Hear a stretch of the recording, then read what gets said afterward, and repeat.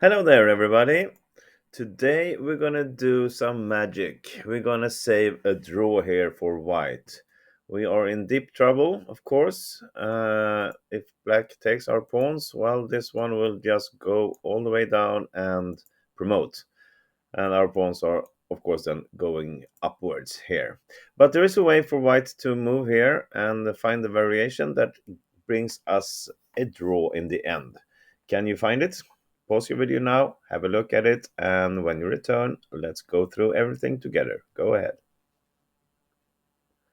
Okay, here we go. Well, we need to attack this pawn. That's the key. If we can take this one down, well, then black cannot win with simply a bishop. So we need to lure his king away. And the first move is e7. We're threatening to promote here. We want to get his king out of the way so we can attack this pawn. So let's just look what happens if he doesn't take it right away. What if he plays bishop d7 instead and want to take this with the bishop and then use the king to attack our pawn? Well, it's just not quick enough. We will have to go to f8 with our king now. And then black uses king to instead attack our pawn.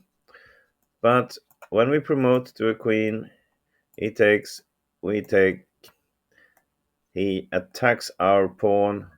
We will still be able to catch his. We attack here, he attacks here. Of course, he pushes it. But then we just play king to g6 and, well, he doesn't have any choice. He has to take, and we take, and this is a draw. So, starting over. After e7, that means black needs to take this pawn, otherwise we will promote. And we follow up with attacking the g6 pawn. If we take this, as said, that's a draw, of course. Then the bishop doesn't have any power at all.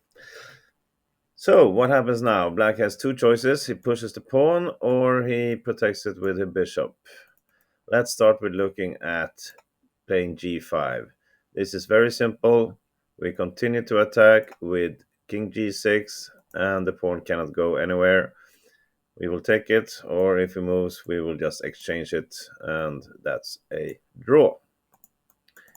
So, black needs to play bishop f5. And now, how do we get a draw from here? Can you see it? We have to play h4. We have to stop the pawn from advancing. If we do a move like this, king h6, and try to get here, well, black plays king f6, and now we are not getting anywhere. Now he is attacking our pawn, and if we push it now, well, it's too late. Can play basically any move here. Easiest maybe just to play bishop g4, and it will come here, and then protect the pawn, and the king will just go around and take our pawn. Something like that. So after bishop f5, we need to play h4 first. And this is pretty good actually, because we have opposition towards the black king. He cannot come any closer, he cannot do really anything active.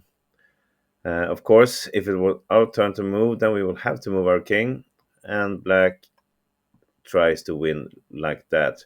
Moving away the bishop somewhere, put d3, something like that, because he wants to get his king into f6, and he will force us to allow that. But still, it's a draw. Okay, we play king h6 now. Black play king f6. And now, what happens? Well, look at this. We just play h5 anyway. And we allow him to pass. Of course, if he takes, then we take. It's a draw. But look at this. When he passes us, what happens? We put ourselves in a stalemate. We cannot move the king anywhere, and we cannot move the pawn. This is a stalemate, and so called a draw. So we managed to get half a point here for just forcing black into putting ourselves into a stalemate. And that's how you do it. You fix the draw from the beginning with this beautiful variation. Thank you for watching, everybody. Hope you enjoyed this. Have a great day. Bye bye.